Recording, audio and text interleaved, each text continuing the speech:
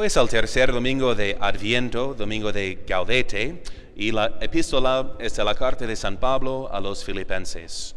Hermanos, gozaos siempre en el Señor. Otra vez digo, gozaos. Vuestra modestia sea patente a todos los hombres, porque el Señor está cerca. No andéis solícitos de cosa alguna, mas con mucha oración y ruegos, con hacimiento de gracias, sean manifiestas vuestras peticiones delante de Dios. Y la paz de Dios, que sobrepuja a todo pensamiento, guarde vuestros corazones y vuestras inteligencias en nuestro Señor Jesucristo. Y nos ponemos de pie para el Santo Evangelio según San Juan.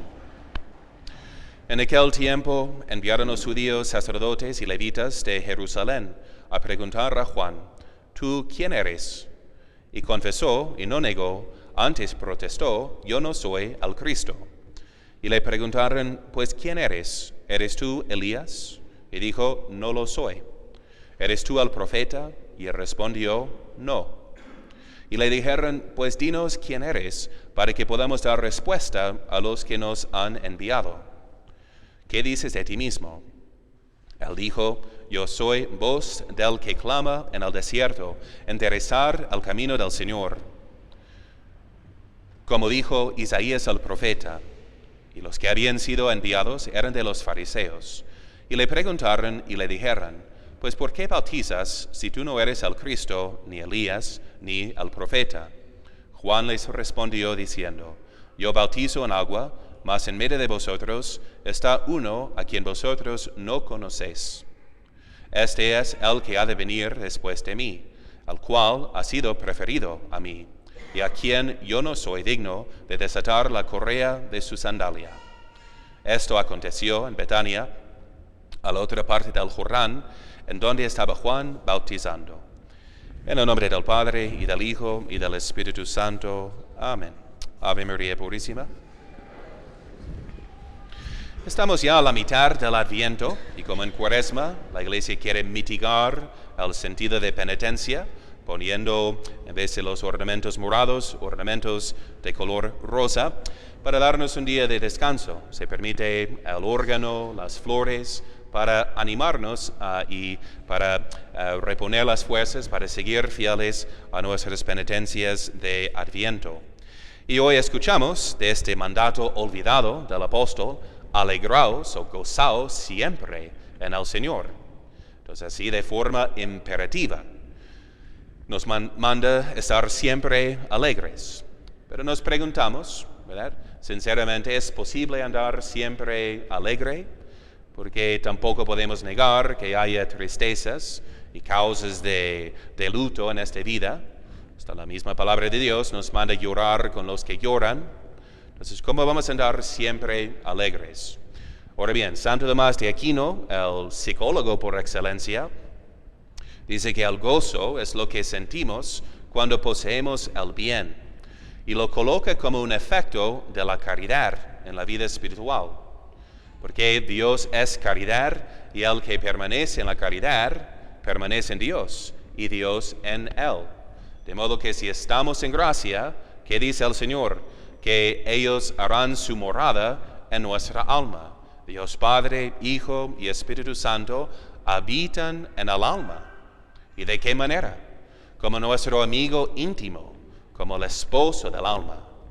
De modo que, dice Santo Tomás, podemos disfrutar de las tres personas divinas en cualquier momento, con tal de que permanezcamos en la gracia de Dios, guardando sus mandamientos. Y ojalá ya, después de 2 semanas de Adviento, habiéndose vaciado de las distracciones y apegos mundanos, ya pueden experimentar y disfrutar este gozo espiritual. Es de lo que hablan los santos, ¿no? En este castillo interior, donde podemos entrar y conocer y unirnos con Dios. Es todo el romance y encanto de la vida interior. Entonces, vemos que, por ende, si estamos en gracia, siempre tenemos a Dios.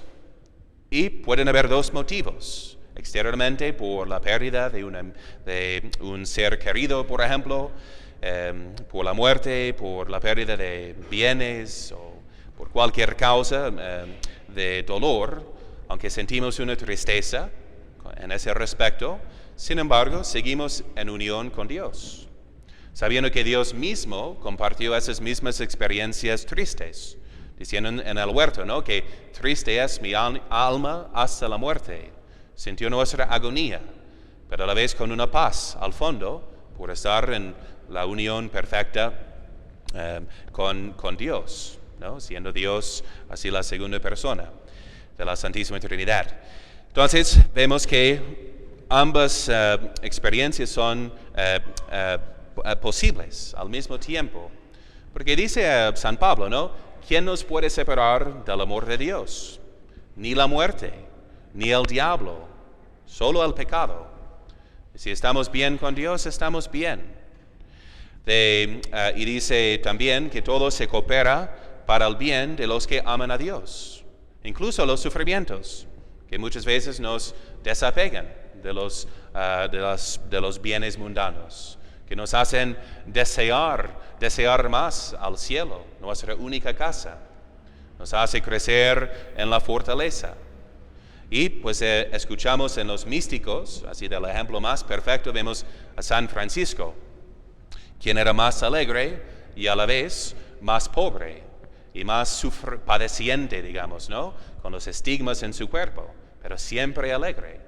O San Juan de la Cruz en la unión mística. Y hagan de cuenta que escribió varios poemas cuando estaba encarcelado, donde ni él, siendo un medio fraile, como lo llamaba Santa Teresa, podía acostarse, ¿no? Entonces, siendo una célula tan chiquita como cárcel, donde lo maltrataban para parar la reforma de los carmelitas.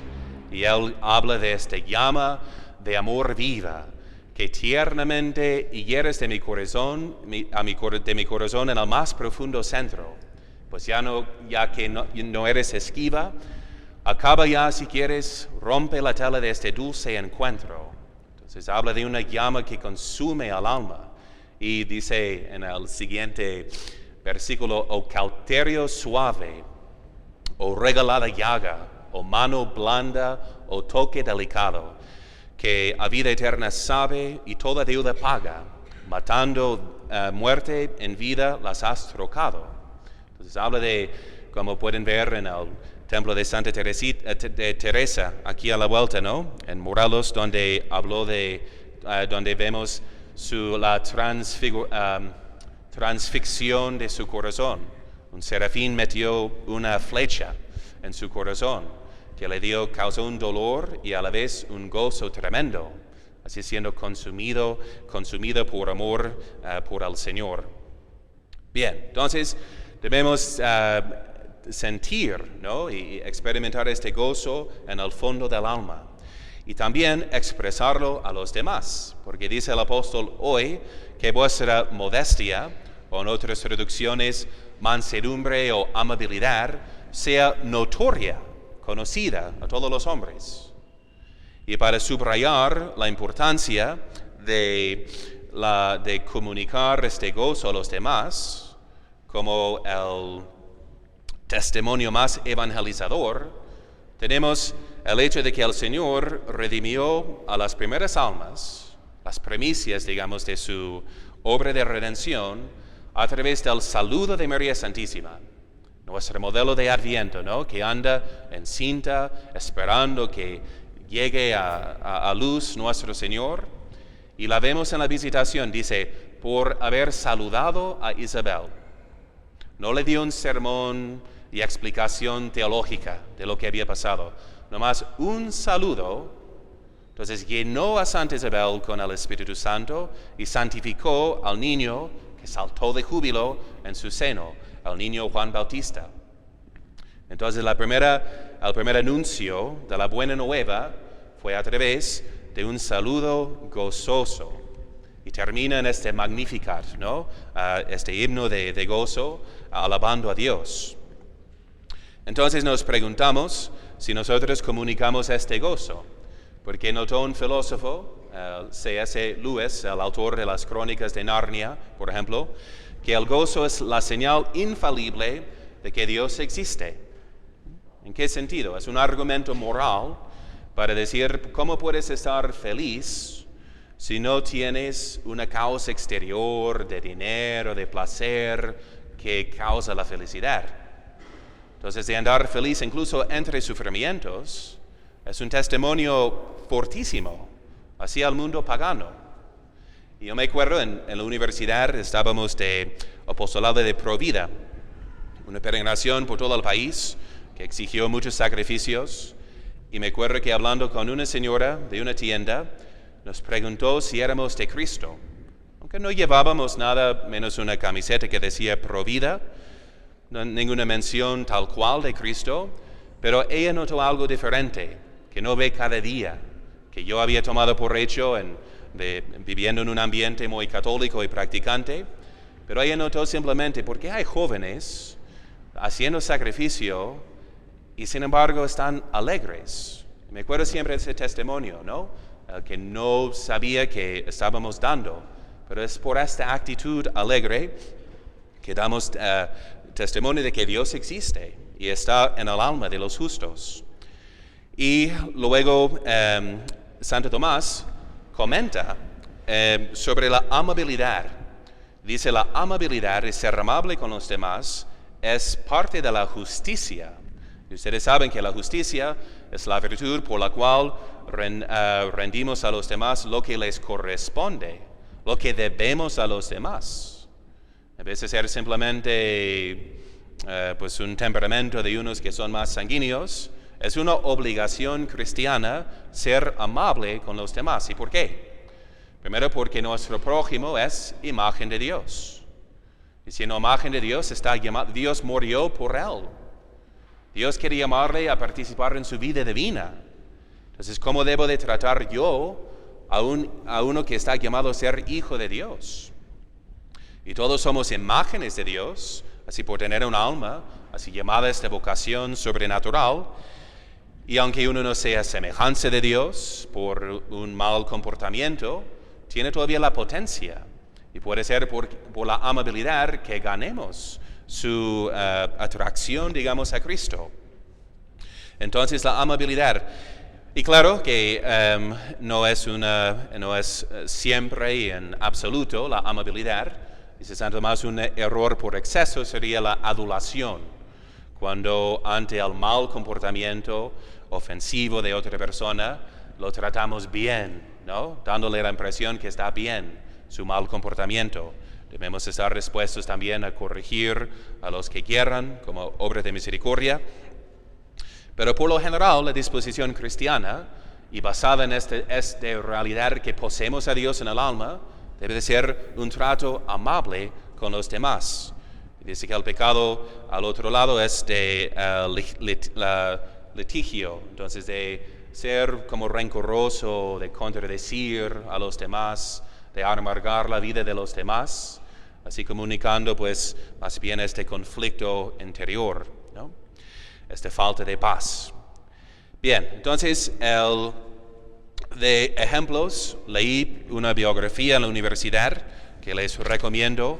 Se llama Una joven que reflejaba a María, y es la vida de María Teresa González Quevedo, de Madrid, España, nacida en 1930, y una vida muy interesante, porque describe una vida muy parecida a Santa Teresita, una vida muy imitable, porque ella, de joven, pues tenía gran entusiasmo por la vida, muy alegre, como atrevida también. Pero concluyó a los 10 años, escribió en su diario, he decidido que voy a ser santa. Entonces escogió a Dios como el blanco de su vida. Y aunque era muy bella y atractiva en todos los aspectos, de modo que unos decían, pues no, ¿cómo va a entrar en el convento? Y a una amiga que le dijo, entonces que no, pues yo quiero más bien viajar y divertirme mientras sea joven y ya en la vejez entrar en el convento para salvar a mi ánima. Y le respondió, qué tacaña y egoísta, ¿cómo que te crees que Jesús te va a admitir ya achacosa cuando hayas ofrecido lo mejor de tu vida al mundo? Jesús tiene mejor gusto y quiere como ofrenda la juventud con sus alegrías y sus ilusiones. Entonces ella percibió que en la vida religiosa no es el sacrificio de gozos, es de elegir un gozo 1000 veces superior. Decimos que la vida religiosa ni es sacramento, como es el orden sacerdotal. Es más que un sacramento, porque ya es el comienzo, como dice el Señor, del reino de los cielos, de vivir esta realidad escatológica, ¿no? De estar el alma casada con el Cordero de Dios, el fin que todos tenemos según nuestra vocación sobrenatural. Y ella entonces eligió a María Santísima como su modelo. Decía que, Madre mía, que los que miran a mí, vean a ti. Era su lema espiritual. Y escogió como su título favorito, la Mater Amabilis, la madre más amable. Entonces quería ser un reflejo de la amabilidad de María Santísima. Y así vivía siempre alegre. Murió igual, joven, pero tan alegre, sabiendo que pues, era la voluntad de Dios. Porque dijo, para ser santa, el primer paso es la confianza. Y después de abandonarse en las manos de la Virgen, para que Dios haga lo que quiera. Así era su lema y se lo recomiendo este libro de la venerable María Teresa González Quevedo. Entonces, por fin, es una fuerza. Decía San Francisco de Sales que nada es más fuerte que la mansedumbre y nada más mansa que la verdadera fortaleza. Y ustedes lo saben, ¿no? Porque saben que en familia es difícil evangelizar o hacer correcciones.